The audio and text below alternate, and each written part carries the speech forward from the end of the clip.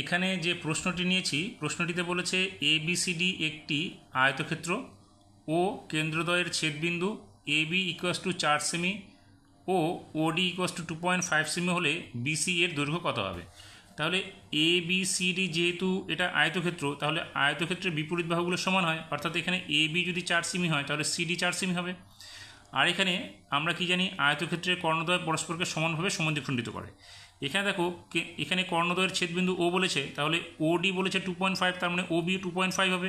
তাহলে এখানে 2.5 হলো, তার মানে ও এ হবে 2.5 এবং ওসি হবে 2.5।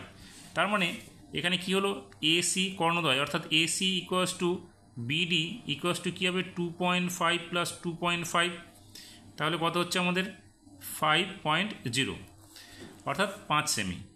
আবার এখানে এবি বলা আছে আমাদের কত 4, আর বিসি আমাদের বের করতে হবে।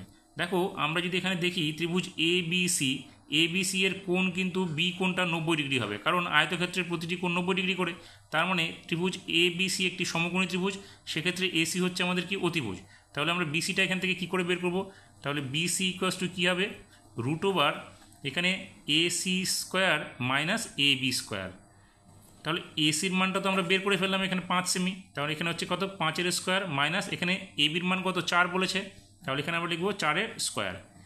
তাহলে 5-এর স্কোয়ার করলে এখানে কত হবে 25 বিয়োগ 4-এর স্কোয়ার করলে এখানে হবে 16, তার মানে এটা কত হচ্ছে আমাদের এখানে হবে 9, অর্থাৎ এখানে 9কে রুট করলে আমরা পাবো কত 3।